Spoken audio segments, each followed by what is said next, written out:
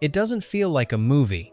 It feels like a fever dream trapped in red light and screaming shadows. From the moment Susie Bannion steps off the plane into a storm of crimson rain, Suspiria stops trying to make sense and starts trying to unnerve. Directed by Italian horror master Dario Argento, Suspiria is often remembered for its surreal colors, its haunting soundtrack by the band Goblin, and its unapologetically violent choreography. But what most viewers never see is what was buried underneath: a screenplay originally written for children, a sound design captured from real occult ceremonies, a cast and crew tormented by recurring nightmares, and a production so twisted that even its lead actress admitted, "I wasn't acting, I was surviving." It wasn't just horror, it was a ritual. It wasn't just a film, it was a warning. These are 20 weird facts you didn't know about Suspiria, 1977. A cinematic hallucination that never quite lets you go. Fact 1. It was originally written for 1-2-year-olds. The blood was always part of the vision, but the innocence was, too. When Dario Argento first wrote Suspiria, his characters weren't women. They were girls. Specifically, 1-2-year-old ballet students. Inspired by tales of dark fairy tales and a 19th century occult essay on witches preying on the young, Argento envisioned the Academy as a twisted, grim fable. The producers balked at the idea of filming violence against children, so the script was revised to feature adults. But Argento refused to rewrite the dialogue or change the sets. He simply cast adult women to speak and move like children. The result? An uncanny disconnect. Doorknobs sit far too high. Conversations feel stunted, unnatural. The characters act not naive, but stunted. Viewers often describe a sense of disorientation, unable to explain why nothing feels quite right. Was it bad acting? Or a ghost of the original vision still haunting the final cut? Fact 2. The colors you see don't exist anymore. The film bleeds color, but that color was chemically summoned from the past. Argento demanded that Suspiria be printed using an outdated 3-strip Technicolor process, a system that hadn't been in regular use since the 1950 seconds. To make it happen, he tracked down one of the last functioning Technicolor machines in Rome. The result? A film that glows with unnatural reds, radioactive greens, and glowing blues, tones the human eye doesn't usually see on screen. The strange palette didn't just enhance the mood, it altered perception. Blood looked brighter than real blood. Shadows seemed deeper than darkness. The entire world of Suspiria felt irradiated, cursed by its own color. Modern restorations have struggled to recapture the effect. Digital remasters, no matter how advanced, can't fully simulate that visual witchcraft, which raises a strange thought. Have we already lost the real Suspiria? Fact 3. They used real occult sounds in the soundtrack. The whispers weren't just atmospheric, they were real. In creating the legendary soundtrack for Suspiria, Dario Argento didn't just rely on Goblin's experimental music, he layered in actual recordings of esoteric rituals, chants, and obscure incantations. Some came from rare religious ceremonies in Eastern Europe, others were untraceable, acquired through collectors with a taste for the forbidden. Jessica Harper later admitted she couldn't sleep after dubbing her scenes. She wasn't alone. Crew members described nightmares, cold sweats, and a general feeling of being watched during night shoots. Argento didn't deny it. He once joked in an interview, "I didn't cast witches in the film. I just invited them into the soundtrack." What began as sound design ended as seance. And some say those voices are still embedded in the film's frequency, inaudible to us, but not to something else. Fact 4. The lead actress was cast after a dream. Jessica Harper didn't audition for Suspiria in the usual way. Argento saw her in Phantom of the Paradise, noted her wide, expressive eyes, and according to his own account had a dream where she was running through a crimson hallway, screaming. The next day, he offered her the role of Susie Bannion. Harper was hesitant. She'd never done horror, but Argento didn't pitch Suspiria as horror. He described it as a fairy tale, but the kind where people bleed. Harper took the part, and soon after arriving in Rome, she stopped sleeping. She later recalled that filming felt like being drugged. The lights hurt her eyes. The music never stopped. She couldn't tell if the nightmares were hers or belonged to someone else. Decades later, Harper admitted, "I still don't know what I was in. Was it a role, or was she summoned?" Fact 5. The building was based on an actual occult hotel. The Ballet Academy isn't a set. It's real. Suspiria was shot in and around the Haus zum Walfisch in Freiburg, Germany, a building with a dark past. Dating back to the 16th century, the structure had long been associated with esoteric architecture and rumored Masonic rituals. Locals called it cursed. Argento was drawn to its geometry, sharp angles, impossible ceilings, spiral stairs leading nowhere. The production team added grotesque stained glass and blood-red drapery, but the bones of the building were untouched. Some crew members swore lights flickered when no one touched the switchboard. Others claimed they heard footsteps above them on the building's sealed attic. No official accidents occurred during shooting, but the final day of filming was delayed by a small fire in a room that had no electrical wiring. Coincidence, or did the house perform its own finale? Fact 6. Dialogue was never meant to make sense. If you felt like no one in Suspiria was really talking to each other, you're not wrong. Argento filmed the movie in a deliberately chaotic way. Actors spoke their lines in English, German, and Italian, often at the same time. There was no unified script. Dubbing would fix it later, but Argento didn't care about fixing. He wanted dissonance. He believed that when dialogue felt unnatural, the audience stopped listening and started feeling. Words became noise. Mood became king. Jessica Harper didn't understand half the scenes she was in. Supporting actors recalled delivering lines phonetically, with no idea what they meant. The final result was something critics called linguistic vertigo. You hear people talk, but the meaning slips away. It becomes dream logic. But is that an artistic choice or an excuse? Fact 7. The set was so loud, actors couldn't hear themselves. On set, silence didn't exist. Dario Argento insisted on blasting the film's music, particularly Goblin's piercing score during filming, not just in post-production. He believed the actors should feel the sound physically. Jessica Harper remembered trying to deliver lines while surrounded by pounding drums, dissonant strings, and strange whispers coming from hidden speakers. It wasn't for mood, it was for disruption. Cinematographer Luciano Tovoli said, "It was like filming inside a nightmare, and the music was the pulse." Scenes were dubbed in later anyway, so Argento didn't care about capturing dialogue. What he wanted was emotional distortion. Harper admitted the sensory overload was so intense she couldn't distinguish between real fear and performance. "There were moments," she said, "when I thought I'd actually gone mad. So when Susie looks lost, scared, or disoriented, she wasn't acting." Fact 8. The film was inspired by a real occultist. The three mothers weren't fiction.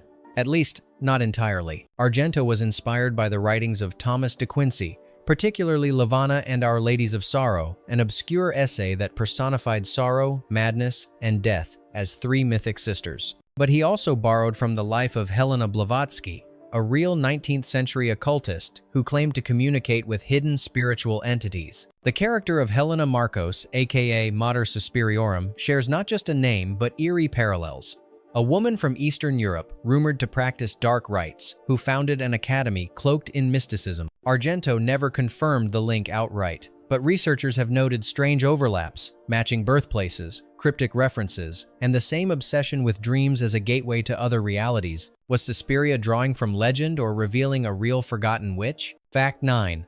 The deaths were designed like dances. It's a film about ballet, but the most choreographed movements are the ones that kill. Argento worked with dancers and stunt coordinators to design each death scene not as random violence, but as ritual movement. Arms extend like arabesques, falls spiral like pirouettes, even blood seems to flow in rhythm. The infamous first murder, where a woman is stabbed, hanged, and then falls through a stained glass ceiling, was sketched like a ballet composition. Every motion, every impact, timed to music and camera. Luciano Tovoli said the film's violence was too precise to be real. That was the point. Argento didn't want realism, he wanted beauty and horror. But what does it say about a film when murder becomes choreography? Fact 10.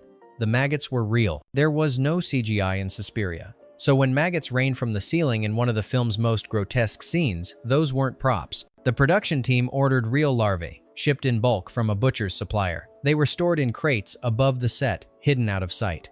But during filming, the maggots multiplied faster than expected and began invading the actual cast dormitories. Jessica Harper returned from lunch to find her pillow crawling. Argento refused to reshoot. He instructed the camera team to film everything, including unscripted reactions of disgust. Most of what you see on screen, the screams, the panic, the writhing, isn't acting. It's biological revulsion. Years later, the assistant art director called it the most hygienically unsafe moment of my career. But some say it gave Suspiria exactly what it needed, a moment when the horror wasn't imagined, it was alive. Fact 11.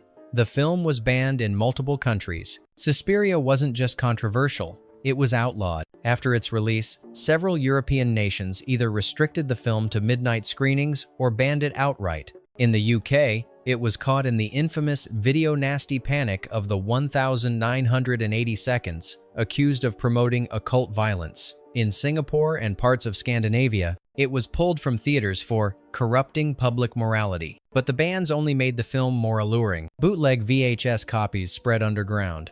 Horror magazines traded blurry screenshots like sacred relics. Some fans believed watching Suspiria uncut was a rite of passage proof that you could stomach the beautiful and the grotesque. The irony? The film contains less blood than many slashers. But what disturbed censors wasn't the gore. It was the feeling that Suspiria was whispering something, and they didn't understand the language. And that's what frightened them. Fact 12. Argento hid clues to a trilogy but told no one. Suspiria was never meant to stand alone. Unbeknownst to most of the crew, Argento had already envisioned 2 more films in what would become the Three Mothers trilogy. He hid cryptic visual cues in Suspiria, symbols, numbers, architectural echoes, but he didn't explain them not to actors, not to producers, not even to co-writer Dario Argento. One symbol painted behind the piano appears again in Inferno, 1980. A single line whispered in German foreshadows the events of Mother of Tears, 2007. These weren't retcons. They were planted decades earlier. When asked why he embedded such hidden continuity, Argento simply replied, "Witches are patient." So while Suspiria ends with fire and collapse, maybe it never really ended. Maybe it was just the first door opening. Fact 13. The windows were deliberately too high. Look closely at the rooms in Suspiria. Something feels off. That's because Argento instructed the production designer to place doorknobs and windows abnormally high at the eye level of a child. It wasn't a mistake. It was a lingering ghost from the original script, which was written for 1-2-year-olds. Even though the cast had been changed to adults, Argento refused to redesign the sets. The result? Characters appear shrunk by their environment, swallowed by towering walls, oversized doors, and unreachable windows. This subconscious framing made the viewer feel the same helplessness the characters did. You couldn't escape. You couldn't even reach the handle. Critics called the production dreamlike. But it wasn't a dream. It was a psychological cage, meticulously designed, and you never noticed until it was too late. Fact 14. The film contains no shadows by design. In a horror film drenched in red and blue, you'd expect the shadows to do the scaring. But Argento did the opposite. He and cinematographer Luciano Tovoli flooded every scene with light, even when it was supposed to be night. They used gel filters, colored floods, and harsh spotlights to eliminate traditional shadows. Why? Because real nightmares aren't dark. They're too bright, too unnatural. This choice created a disorienting effect. You couldn't hide from the horror. There was no place for danger to lurk because it was already in plain sight. Blood glowed, faces popped, and even empty hallways seemed radioactive. It reversed the psychology of fear. You didn't dread what was unseen, you dreaded what was too visible. And that's why Suspiria never lets you blink. Fact 15. One scene was inspired by a true crime. The razor wire room wasn't pure invention. In one of Suspiria's most infamous sequences, a character flees down a corridor, only to fall into a pit of barbed wire.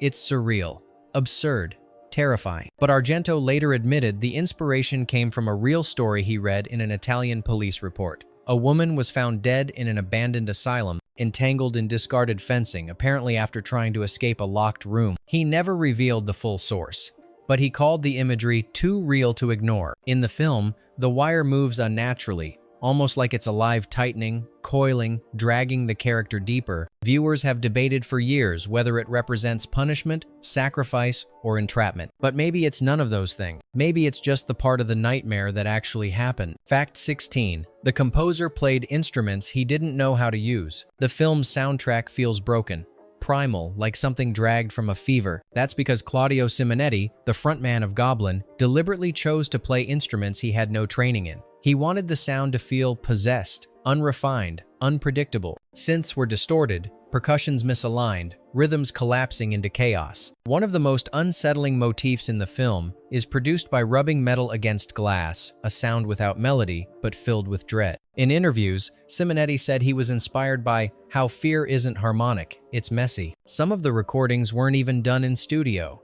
They were captured in stairwells, tunnels, or abandoned churches, letting natural echo twist the sound into something more haunted. So the next time a note in Suspiria makes your skin crawl, it's probably because it wasn't meant to be music, it was meant to be a warning. Fact 17. The lead actress couldn't watch the film for years. Jessica Harper starred in Suspiria, but she didn't actually watch it until decades later. She attended the premiere, yes, but she closed her eyes during most of it. The disjointed timeline, the music, the surreal edits, it was too much. She'd lived it, and rewatching it felt like reliving a trauma. For years, she avoided interviews about the film. Only in the 2000 seconds did she return to the world of Suspiria, prompted by fan conventions and the announcement of a remake. Even then, she described the experience as visiting a ghost. She once said, "I remember the lights. I remember the silence between screams, but I don't remember myself." How do you revisit a film that never let you leave? Fact 18.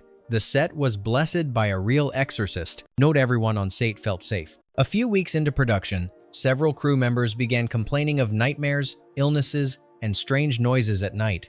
One claimed their hotel mirror cracked without reason. Another said they saw a figure watching them from the corner of their room only to find no one there. Argento dismissed the concerns at first, but when the lead makeup artist suffered a sudden seizure on set, he agreed to bring in a local exorcist, unofficially, and off the books. The man walked the perimeter of the set, muttering prayers. No cameras rolled, no credits were given, but afterward, the disturbances stopped. Some say it was placebo, others say it was necessary. But if Suspiria was only a movie, why did it need to be cleansed? Fact 19. A scene was cut because the actress refused to continue. There was supposed to be another death. In the original shooting schedule, one character, an unnamed student with minimal dialogue, was written to suffer a hallucinatory breakdown that ended with her setting herself on fire in the Academy's dining hall. The scene was storyboarded, wardrobe selected, prosthetics prepped. But on the day of the shoot, the actress, whose name remains undisclosed, refused. She had no prior issues, no complaints. But she reportedly showed up, saw the room dressed in mirrors and red drapery, smelled the smoke machines, and whispered, "I can't go in there." She left. Argento cut the scene. No footage remained. To this day, no official explanation has been given, but crew members who were there described the atmosphere as wrong, tense, and cold, like winter, even with the heat lamps on. So, did the actress have a panic attack?